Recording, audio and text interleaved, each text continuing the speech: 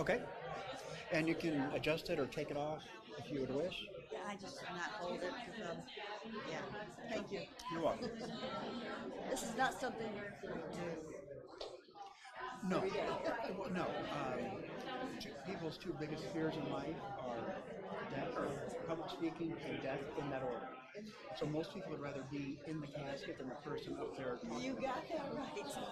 You'll do good. Just look out over everybody. Don't focus in on one person. Because if you focus in on one person, you're more likely to get maybe emotional or whatever. But yeah, I always look out just over the tops of everybody's heads. Thank you very much. I appreciate that because you're exactly right. I look at the faces, one face, yeah. Right. Right. So yeah, it's a hard thing to get up and talk about somebody you love. Yes, it is. So are you going the first time? Tom is going to do like the introduction thing. Get Okay. everybody seated and tell them to start now. Okay. And I'll start. Okay, and I think Kathy just ran to the restroom. As soon as she gets back, I think we're good to go. Okay, thank you. All right. I appreciate it. Oh, you're welcome. And I can control the volume from in back. Okay, 'cause my voice is very soft. Okay. As you can tell. So yeah, you want to be close to the microphone. Yeah.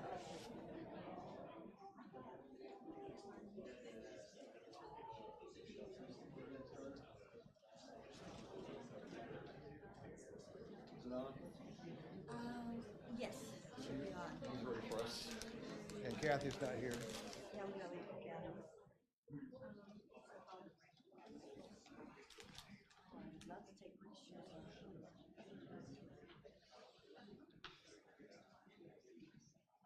He gave me some good advice. Yes. He said, don't look at anybody's face ridiculously. Just kind of look out over the audience because when you look at someone's face and they're sad, it can stir up emotions.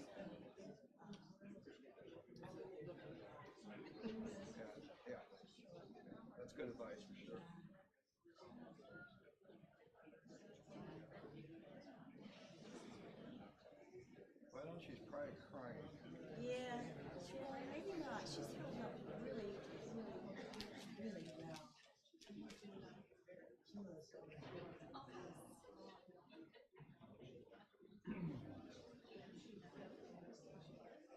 Where are you going to wander off to?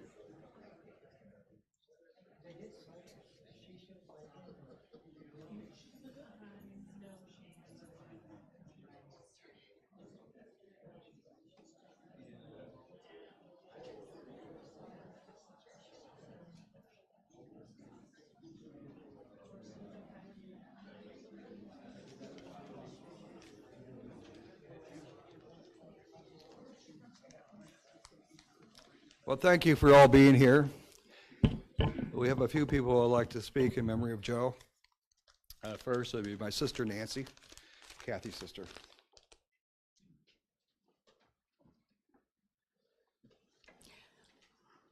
I have a soft voice, so I'll make sure that you can hear me. But thank you all for being here. It means so much to the family and for your support. And we know you could be somewhere else here today, and you're here, so we really appreciate it a lot. When Kathy was planning her celebration of life, she said she wanted to have somebody begin the program with a reading from Scripture. And she said, well, I would like to have that, but I want someone who knows Joe. So I know Joe. And I don't know if I volunteered for this or was asked to do it. But either way, it doesn't matter. I'm very honored to do this reading for Joe. So let's get started. A reading from the Holy Gospel of John. Do not let your hearts be troubled.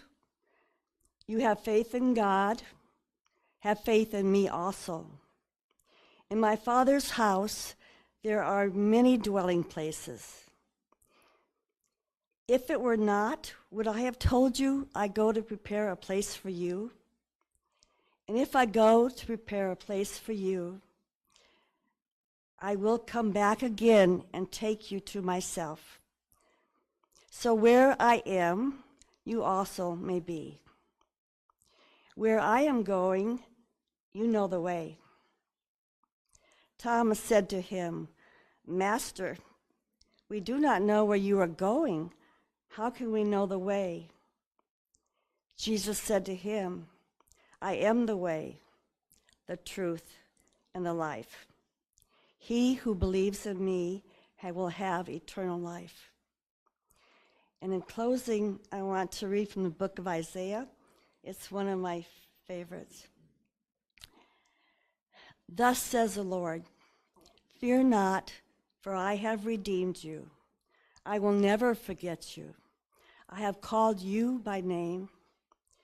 I have engraved you on the palm of my hand. You are mine. You are precious in my eyes, glorious, and I love you. Amen. So may this be a day of celebrating the gift that Joe was to all of us, and a day of happy memories. And thank you. Thank you for being here. Thank you, Nancy, for the reading. And Joe's daughter Beth, would come up here.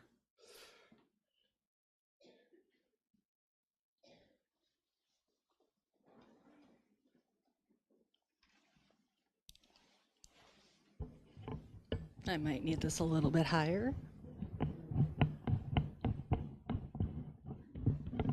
All right. So good afternoon. I'm Beth Kussatz, for those of you that don't know me. Joe's daughter. So just a little bit about my dad, just a little bit about his background, and then I hope to share some memories, and hopefully you'll learn some things about my dad you never knew before. So my dad's family, the Jensen side, they came from the island of Samso in Denmark. And his grandfather was a member of the Danish Royal Guard. So this was on my grandmother's side. And then on my grandfather's side, they all came from Germany. And somewhere along the way, my grandpa Lawrence met my grandma Myrtle, and they got married, and they had Aunt Lorraine and my dad. They started out living in Waterloo and then moved to Grimes. They grew up very, very poor, and they did their best to make do. Then they moved to Osage, Iowa, where Dad became a proud Osage Green Devil. He had a special group of friends in high school that weren't necessarily from his class, but it was just a big group that they hung out with, that he stayed in touch with all through the years, and would go back for reunions and special events. So some hobbies, passions, interests, creativity, dedication. It was hard to put my dad into specific buckets because it seemed like one thing led to another. I would describe my dad as a collector. He had collections of many things. Some might say he was a bit of a hoarder. Right, Kathy? The garage. He also liked to collect things. He loved his fish rods, model trains, model cars, his tools, his garage stuff, whatever it may be. He was also a car guy through and through. I didn't really kind of appreciate it until I was much older. And now that he's gone, I can't call him and say, Dad, my car's making this noise. And then he'd say, well, what kind of noise is it? And I would, give him some noise that sounded like, the battery, where it would just kind of go tick, tick, tick. Or he'd say, oh, well, maybe it's a starter. But Dad was always there to help me try to diagnose what was wrong with the car. And he wasn't just any car guy, he was a Chevy guy. I think our family alone probably kept Chevrolet in business for years, especially when it came to station wagons. Oh, we were a station wagon family. And the other thing is we never owned a car from the same decade that we were living in. So these station wagons, they had a few years on them.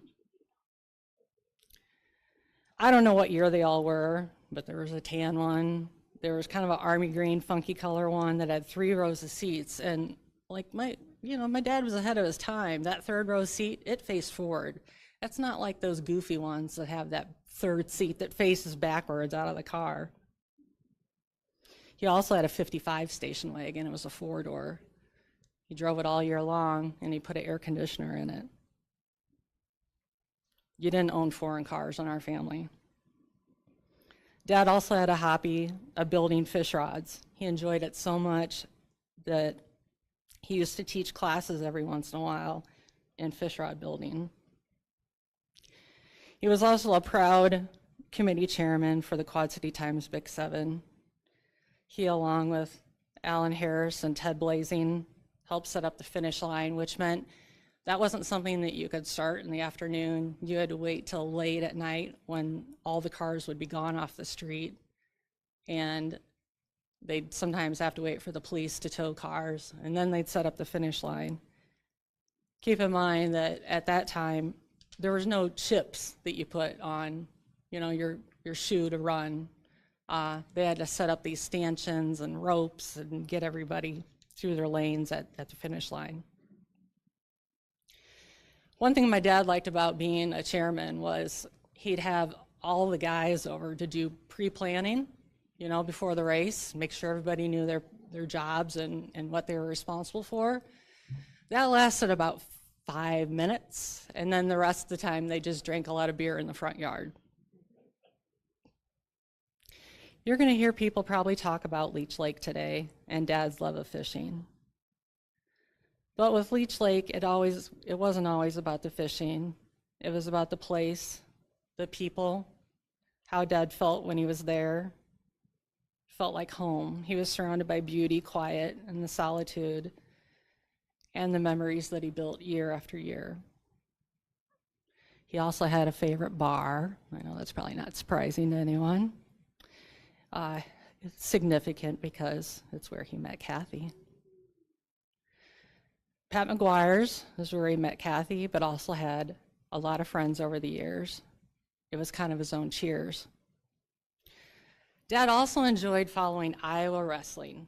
We went to wrestling meets as early as I can remember.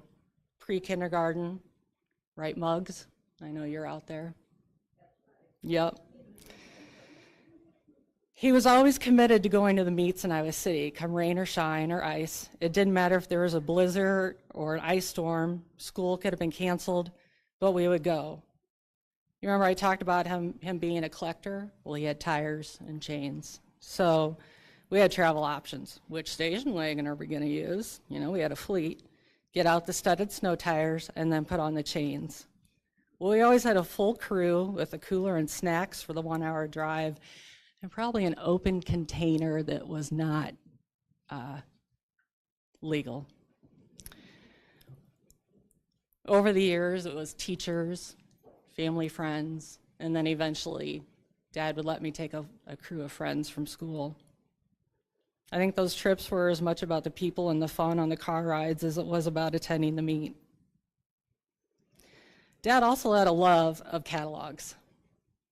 He would spend hours and hours flipping through J.C. Whitney. I don't know what kind of catalog that is, but he had it. Motor Trend, you know, your Cabela's, the J.C. Penney, because it had the big and tall section. He'd eventually evolve to, you know, using eBay and Amazon. But regardless of what he was looking at, he was always planning something he wanted to do. What did he want to soup up a car with? What did he want to build? He was always working on some kind of project. I called it kind of putzing out in the garage. But he remodeled their kitchen. He replaced their garage and built a beautiful living room where he and Kathy would spend time by their fire, and a beautiful home that they lived in together. Dad had a real gift for people, putting people at ease when you met him, especially the little kids. My dad was a big guy, and those little elementary school kids, they were afraid of him, and he could be intimidating, but he had a way of making them comfortable. When I talk about him putting people at ease, right about the time my dad passed, my brother's third grade teacher, Pam Janowski from Harrison School, sent me a note. She said Dad had a way of making her feel comfortable. One day he came in because he needed to observe her, and she was really nervous. He came in unannounced, but he wore overalls and brought a whoopee cushion. He sat down and he used the whoopee cushion and he made everybody laugh. And she said it immediately put her at ease and she was able to move on with her teaching lesson. Being the principal's kid had its pros and cons. Joe and I could probably give you a long list. See, Joe had Dad as principal from his whole way in his whole time at Harrison. And then when he moved to junior high in 7th grade, that's when Dad moved to Wood. And so Joe got him as principal all of those years. I had a little break in between. In the fall of 1986, Karen Naw and Hugh Williams were both running to be student council president at Wood Junior High. They were both my friends, but Karen was my best friend, so of course I took her side. We campaigned, we made posters, and then it got to be the day of the election, and we thought Karen was a shoo-in. But right before that first bell rang, there was a commotion at the end of the main hallway at Wood, and this was the new Wood. Here came a herd of guys playing their band instruments. I don't know what the song was. They were just playing music, while all their guys had signs and were chanting, "Vote for Hugh." They marched all the way through the main hall of school, and in that moment, I knew he would be our student council president. Well, me being the principal's kid, I said, "Dad, why didn't you tell me? Karen is my best friend. Why didn't you tell me this was gonna happen? We could have prepared. We could have had something to counter it." And he said, "Well, Hugh is also my student, and he trusted me to keep it a secret. He came and asked me for permission, and I said yes, and I said I would keep it a secret, and I kept my word." And that's what Dad did. He kept his word. When my dad was principal at Wood, he also made sure that we had school dances. I don't think anybody does this anymore, but we had school dances from 7th through 9th grade periodically. He'd hire a DJ and there'd be a 2-hour dance. And it was really a lot of fun and kind of a reward. But Joe, this is where you lucked out being the son instead of the daughter.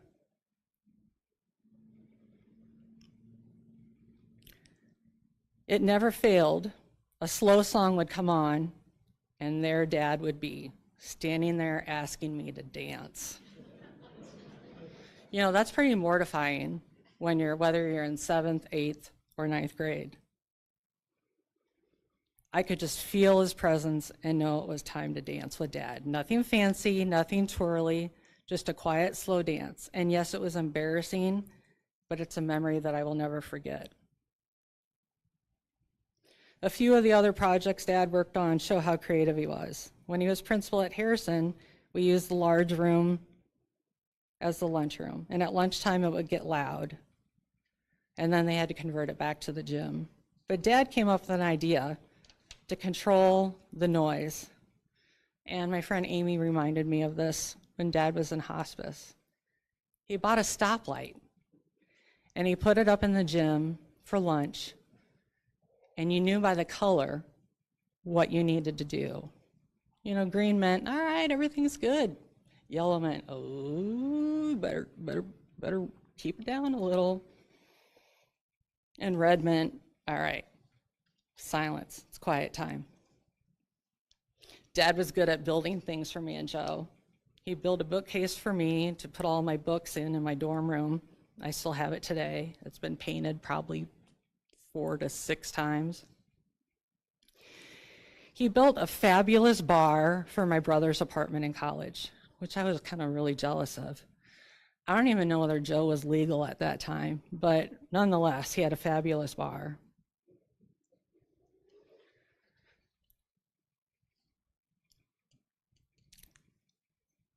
Sometimes Dad's creativity led to a little bit of chaos.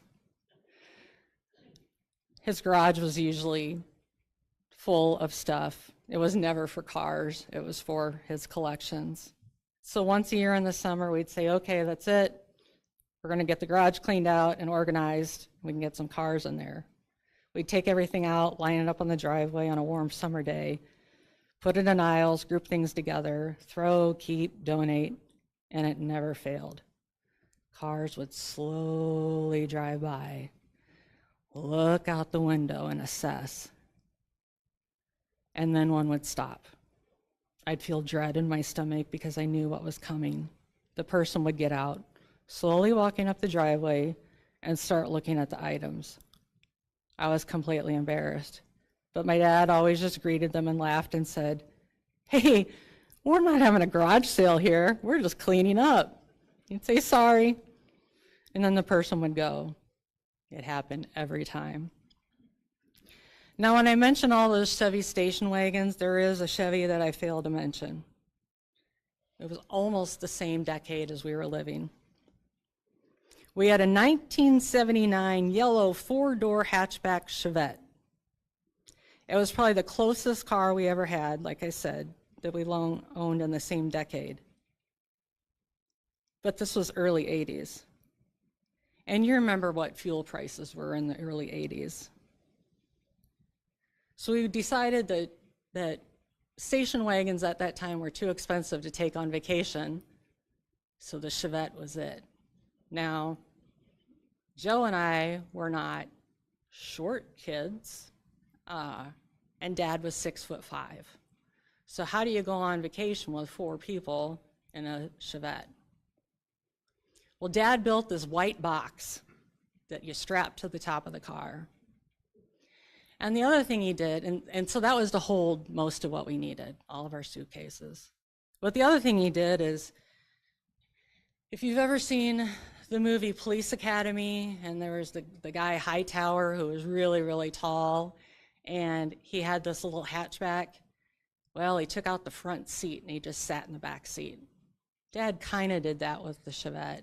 He took out the front seat, moved it back, rebolted it down somehow so that he had more room to drive.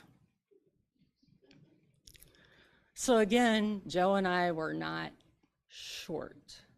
So Dad decided that, you know, when we were sitting up in the car, there wasn't really any room for our feet, and we had a few things in the hatch, but then we needed more room. So we built this box extension that went on the other box, and it hung right over the hatch. Well, since there wasn't room for our feet, we decided the stuff in the hatchback would go where our feet would be, and that Joe and I would just lay down on vacation, which, hey, not a bad deal, except, you know, it was important for the cooler and the snacks to be right up in front. And so then Joe and I had our heads in the hatch. Great. Do you know how terrifying it is to be going down the interstate, laying in a hatchback, seeing a extender box right over your head, fearing that it's going to crash through and kill you? That was how the family vacations went. Now, the only thing that distracted me from thinking that we were going to die from that box extension was, remember, it was early 80s and fuel prices. Dad had this gadget. I didn't quite understand it, but it converted whatever the pump was to the smaller hole for the fuel. And, you know, that, I don't think he was supposed to have that. And he'd get it out of his pocket and kind of shuffle it in, and so we could get the cheaper gas. I was afraid we were going to get arrested, or Dad was going to get arrested. I was so worried. And you know the good thing about that? It's the only time I didn't worry about the box crashing through the back and killing us. So those are kind of the funny things that Joe and I would like to make fun of him about every once in a while. Dad had a great love of music of all kinds. Growing up in Osage, he'd take several trips over to Clear Lake, you know, the legendary surf ballroom, and he saw countless numbers of musicians over the years. He'd also say to me, "Hey, Beth, who's my favorite singer? What's that gal's name? It begins with an L." And every time I'd say, "Anne Murray, Dad?" Yeah, that's it. He also went through a Kenny G phase where he thought Kenny G was the most fantastic musician ever on earth. But thank goodness Kathy had, you know, good taste in music. She introduced him to all different types of music. And she would dance and they would sing. So a few of my favorite memories of Dad, as if those weren't enough. When I was in college, I began going with my dad on his fall trips up to Leech Lake to go fishing. It was called Fish Camp, and we'd meet up with the Blazings and the Eccles, some of Dad's best friends at the time. Dad would pick me up after work on a Friday night passing through Iowa City, and then we had a long 8 hours in the car. And you know, I was like 19, 20, 8 hours on the car alone with your dad. Any noise or remark or smirk, I was instantly irritated because, of course, he was my dad. But we'd always stop at our favorite spot, buy a pie, and on we'd go up to Walker, Minnesota. Then we'd get in about 2 a.m., and then we'd be on the lake all day. And being out there really wasn't about the fishing. That's the one time that Dad and I sat together and we fished and we talked, and it was just kind of our alone time together. No distractions, and we laughed. And half the time he had to fix my line because I'd leave the bail open and I'd create a lot of knots. I would call Dad a quiet participant. He liked to be involved in things, and he wanted to be there, but he didn't necessarily want to be in the center of attention or the one doing the action. But there was one particular trip to the lake where I really saw Dad cut loose for the first time, take him out of his comfort zone. That was the night when Blazings and Eccles, and I think Kathy, you were there too. We had a few adult beverages. We did some pre-gaming, And then we went to Benson's Emporium in Walker. And that night they had karaoke. And so while us girls sat at the bar, the guys were singing karaoke. And my dad got up and sang. They managed to get a bright blue sport coat on him that was about 10 sizes too small, and it had sparkles all over it. But he did it. He got up and he sang New York, New York. And I was so proud of Dad for having a good time and going out of his comfort zone. The other thing about fathers and daughters is there's a little bit different dynamic than daughters and mothers. Every December, my mom and I would always go to Oak Brook in Chicago shopping. We'd hit Crate and Barrel, Marshall Fields, Lord and Taylor, the big old Eddie Bauer store, and we'd look at things. Well, that December, I spotted a dress that I thought, if I go to prom, this is the dress I have to have. My mom said, well, we don't even know if you're going, and then it's too expensive. It was strapless, colorful, orange, red, purple, green, and it kind of shimmered a little bit. So fast forward to March. Chris Shockey, in the back there, asked me to prom. And I'm immediately thinking about that dress in Chicago. So I said, hey, Dad, would you take me shopping in Oak Brook for a prom dress? I never asked my dad to go shopping before. So he said yes. So on one Saturday morning, we got up, drove to Oak Brook. Let me tell you, it was the fastest shopping trip I've ever had in Chicago. We did stop at Eddie Bauer, because back then they still had Swiss Army knives and gear and some stuff that maybe he'd want to look at. And then it was off to Marshall Fields. You know what we were doing. We were going to get that dress that I was going to go and wear to prom with Chris Shockey. So I tried it on, and I said, what do you think, Dad? And he said, oh, let's get it. I said, but did you look at the price tag? I mean, Mom thought it was too expensive. And he said, it's okay. So we got that dress. Last night I got it out, thinking about today. I decided to try it on. Oh my gosh, not a good idea at all. It became like a little strapless top because I couldn't get it over my hips. But then I couldn't get it off, and the harder I tried to get it off, the more I started to sweat. So poor Gabby, my daughter, came upstairs and just rolled her eyes and looked at me. Mom, what are you doing? I said, it's my prom dress. Look at this. She's like, that's the ugliest thing I've ever seen. And then I had to bend over so she could tug it over my head. But I have that dress because my dad bought it for me. So on Dad's final days, there were some quiet mornings when I'd go in to see him on my way to work. I'd touch his cheek and wake him up, and he always had a bright smile for me. We'd had important, quiet conversations during that last month, and we talked about the things that we probably should have been talking about for many, many years.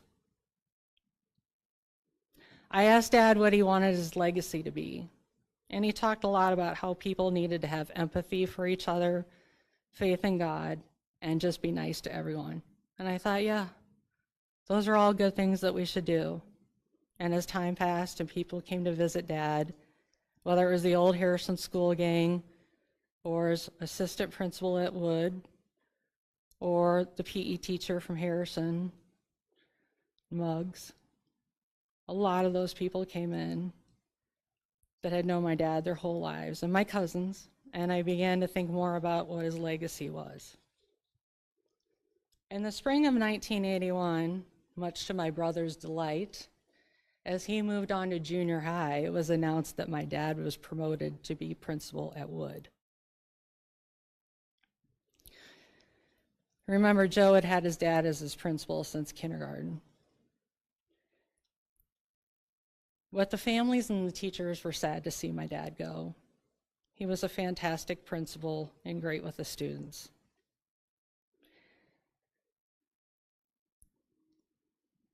He treated the staff like they were his own family, had lots of social events, lots of fantastic memories. So they planned a surprise for my dad. Now there was a gravel road, if you can even call that, on the east side of the school where you can get back to the playground. And so they planned this social event. Everybody was in back of the school. All the parents, and students, teachers, they were all back there. And I think it was the Bittermans, maybe, that went to dinner with Dad. I'm not quite sure. But they pulled around through that gravel pathway to the back of the school and surprised my dad with a farewell party.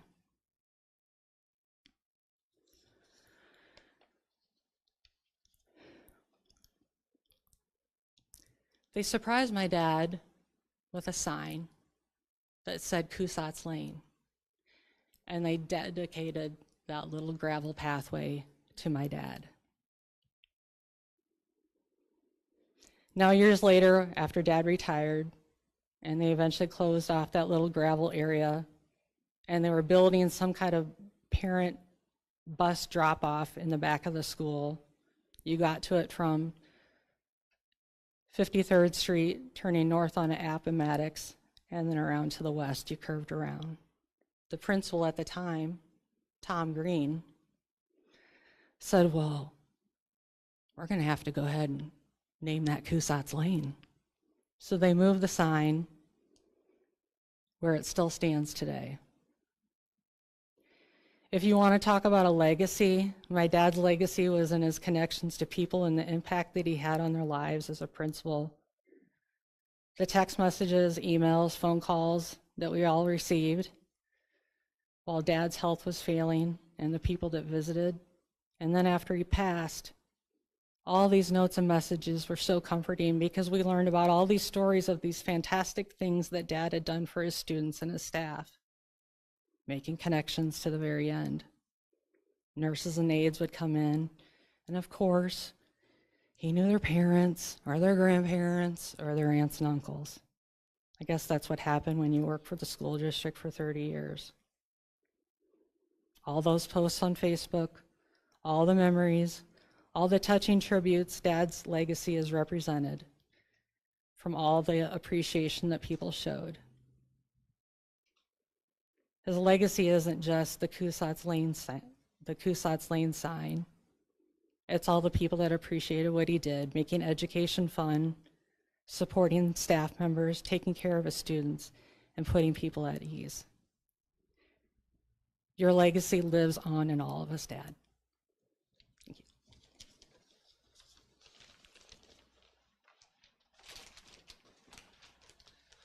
Okay. So Nancy and Larry, if you would come up, please, Larry, and introduce yourself.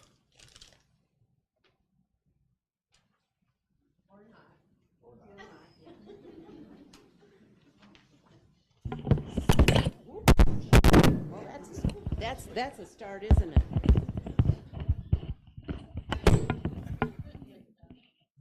That's better.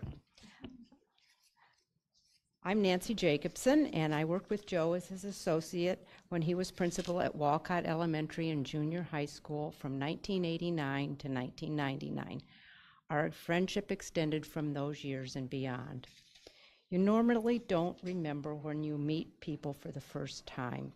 Memories of our first encounter in November of 1983 stayed with both of us, and we laughed about it over the years.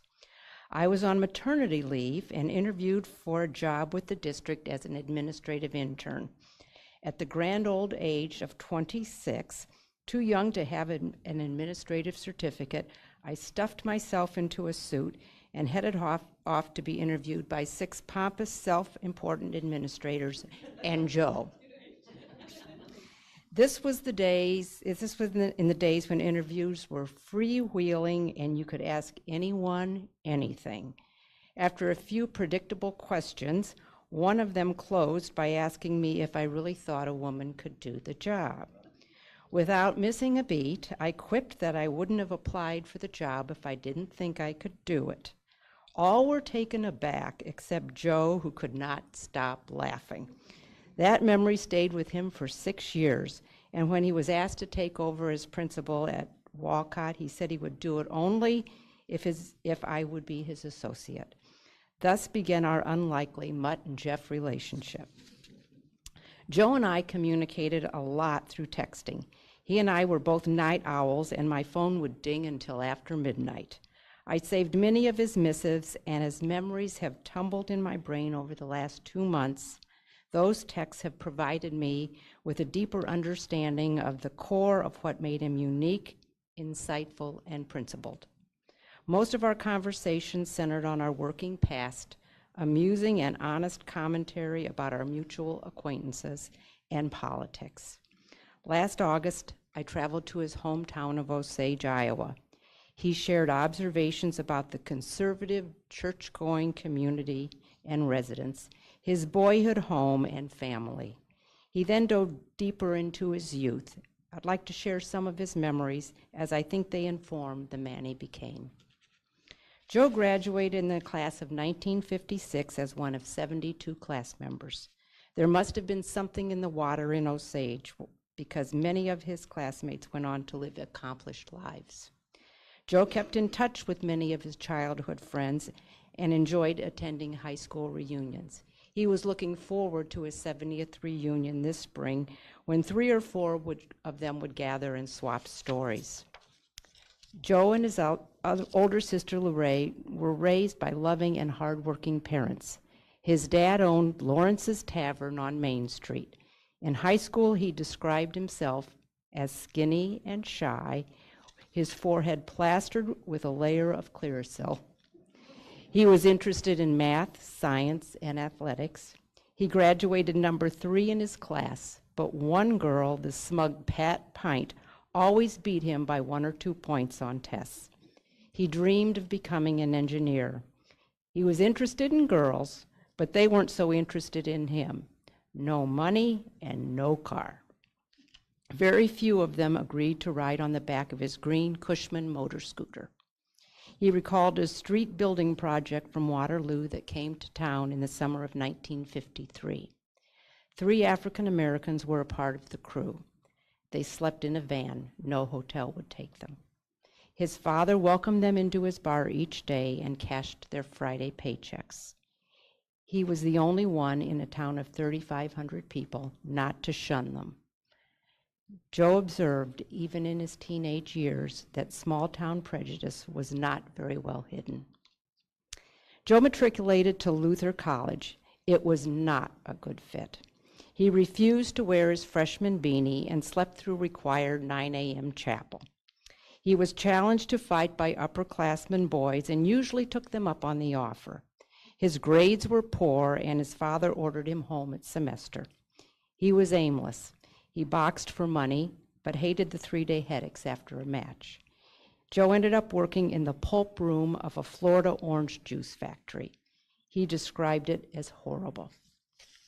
Back home, Joe eventually found his footing at the State College of Iowa, graduating with a teaching degree and earning his master's degree in administration there in 1967.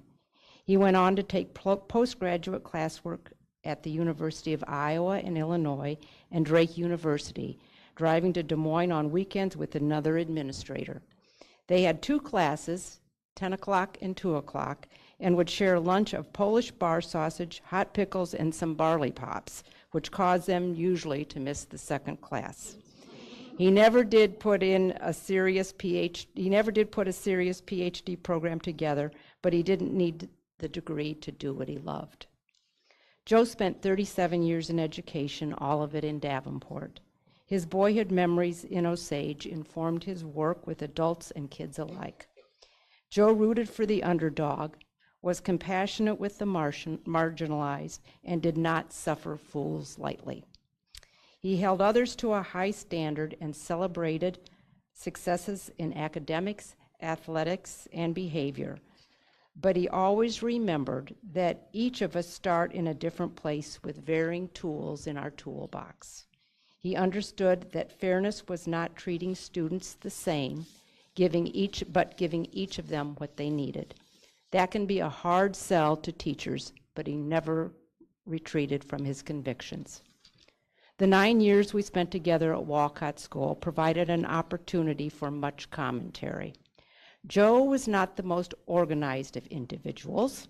He did not enjoy sitting on his butt in administrative meetings or jumping through hoops. The nuances of rules drove him crazy. His desk piled high with unfinished paperwork, reports, and good intentions. When demands of the central office backed him against a wall, I was the one picking up the pieces. I did so willingly. But Joe did the really important work. He set the tone of the building. Staff was well aware that he knew exactly what they were doing or not, and he was present, holding toes to the fire, listening, giving, participating, and celebrating. That was and should be the real job of a principal, not endless reports and paperwork. Our relationship worked. I know we created a positive environment for all but those not doing their jobs. Our friendship grew over the summer lunches, usually at the Coliseum. He had an affinity for bar food or the I-80 truck stop. I was his sounding board as he navigated personal challenges, and he supported my needs as a young working mother. When he retired, I was named as his replacement and went on to spend the next 13 years as a building principal myself, always remembering Joe's lessons, particularly the ability to ferret out who was not doing their job and being a squeaky wheel. Both of those stayed with me through the years.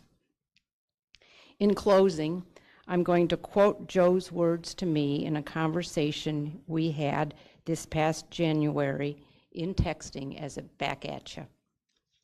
Someday, let's sit together nose to nose so I can sincerely tell you how valuable our friendship has helped my life. And secondly, he closed with, I realize what a remarkable person you were and how fortunate I was to share all those years with your partnership. They didn't make many like Joe. He'll be missed.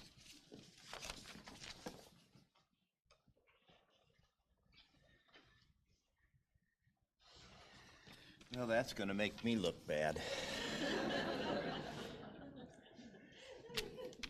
First of all, it's going to start out a little choppy because I kept remembering things, and if I don't get them out of the way at the beginning, then I'll forget to say them.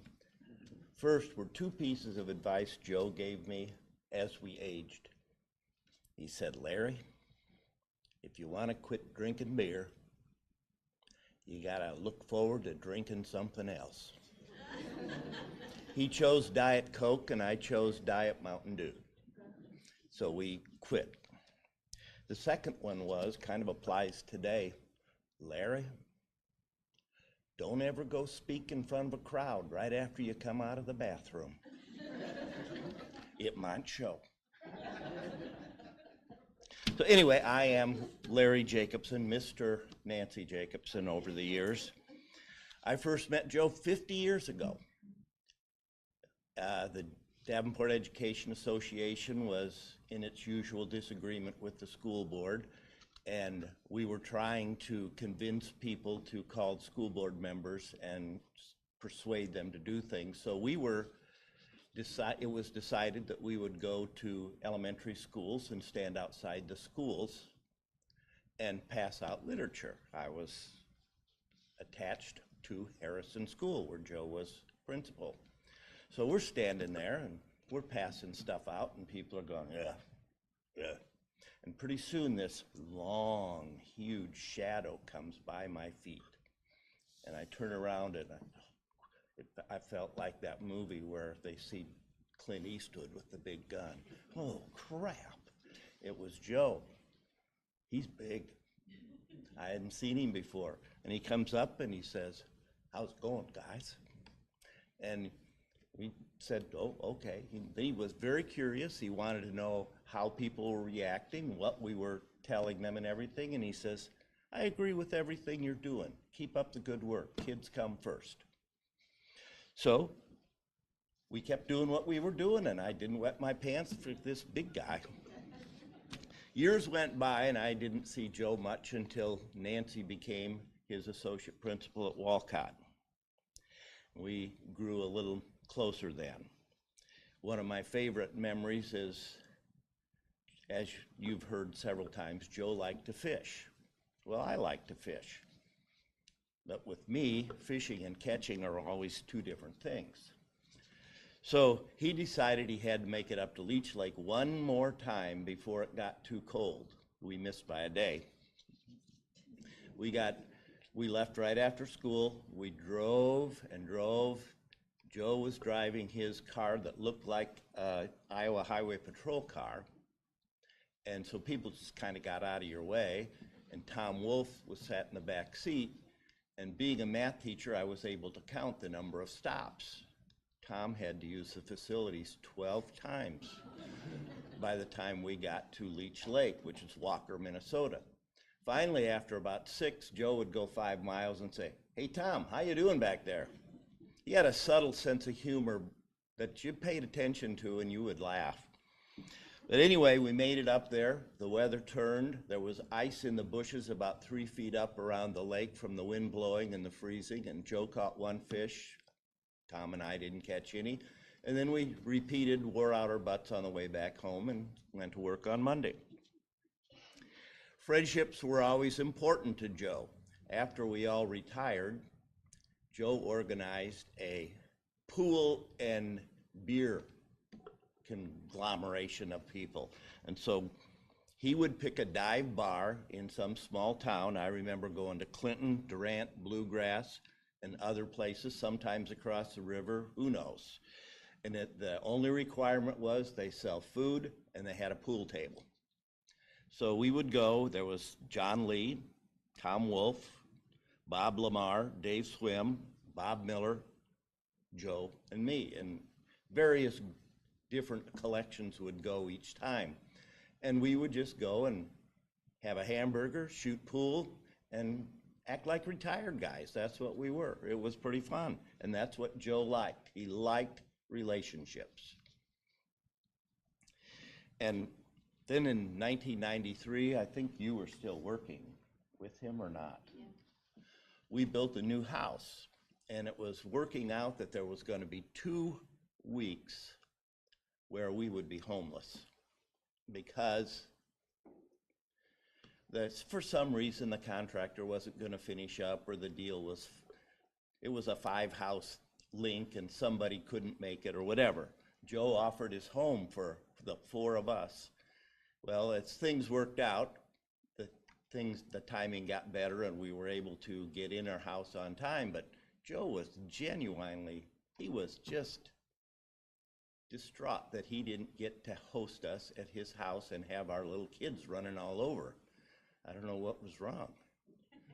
But anyway, to make up for that, the kids decided and Joe decided they would have a sleepover out at Joe's, and they would do that and spend the night, and Joe would entertain them, which he did a lot at track meets and football games and basketball games. And so they went out there, and Joe used to tell the story all the time. David dropped a roll of paper towels, and it unrolled all the way down the steps or whatever. And Emily said, David, you're stupid. And Joe politely, calmly tried to tell Emily, now he's 3.5 years younger than you. He doesn't have your experiences. And Emily looked Joe right in the eye and said, he might be younger than me, but he's still stupid. And Joe just, what do you do? But he always shared his time and his treasures. We have behind our sofa a sofa table that Joe built out of solid cherry, perfect joints, perfect finish. We enjoy it, we use it every day, and it reminds us of Joe. And giving his time when I was recovering from my many surgeries, Joe was volunteer to drive me to rehab and back.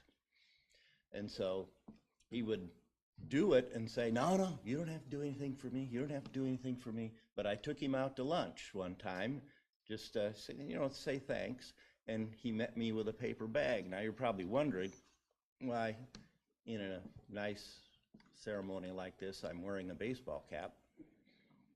Joe gave it to me. And he dared me to wear it down in the southern parts of Florida where they're a little conservative. And it says,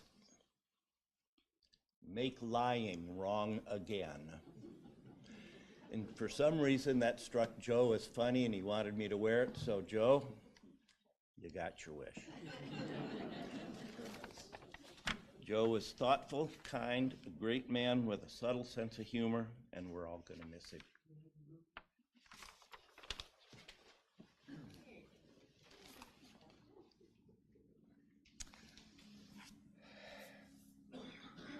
How do you add? Excuse me. How do you add, and what can you say that hasn't been said? Furniture maker, a carpenter, fisherman, mechanic, father, a husband, and a brother-in-law. Get a new brother-in-law. Yeah, he seemed like a pretty nice guy. Living several hundred miles away apart, visiting Iowa once or twice a year. Decades go by, and the nice enough guy became a good friend. Strong relationships just don't happen. Yes, we both had cool cars. We loved fishing. We loved the Hawks. But friendships was built from Joe's kindness and his caring soul. My interests became Joe's interests. We maybe only saw each other once or twice a year, but Joe would reach out to me and talk about the bears, our cars, fishing, and always about my family. My daughter went to school at the University of Western Illinois, and we didn't even have a chance to think about it, but when she would move to the school and then out of the school for the season, we would put her furniture in storage.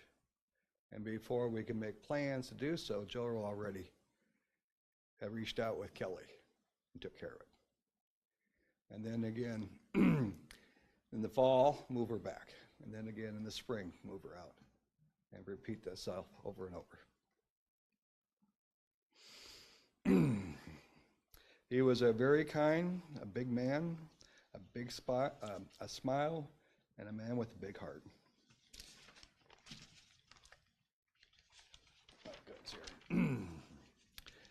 And this is what my sister wrote, Kathy.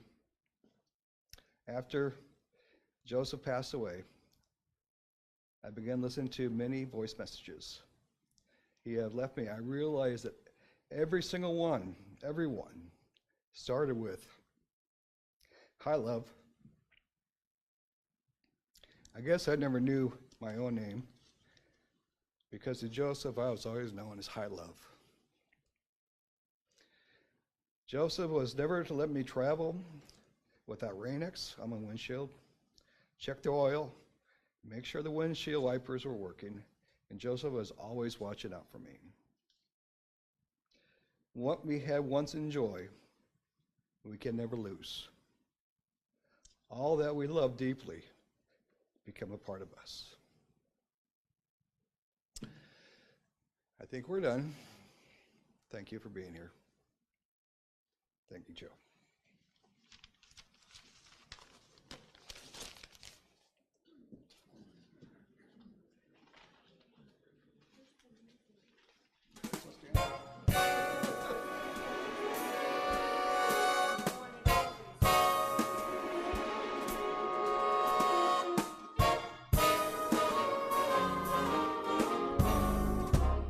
I'll be seeing you in all the old familiar places. I've that this heart of mine embraces all day through. In that small cafe of the park across the way, the children's carousel, the chestnut tree, the wishing well. I'll be seeing you in every lovely summer's day, and everything that's light and gay. I'll always think of you that way. I'll find you in the morning sun, and when the night is new, I'll be looking at the moon, but I'll be seeing you.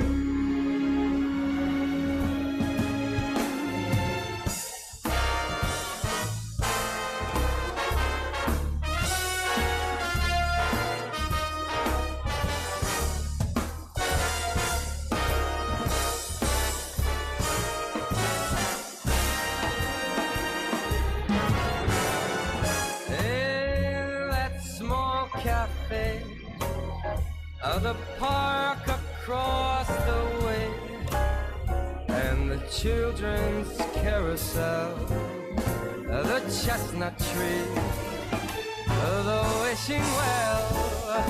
I'll be seeing you through every lovely summer's day, in everything that's light and gay. I'll always think of you that way.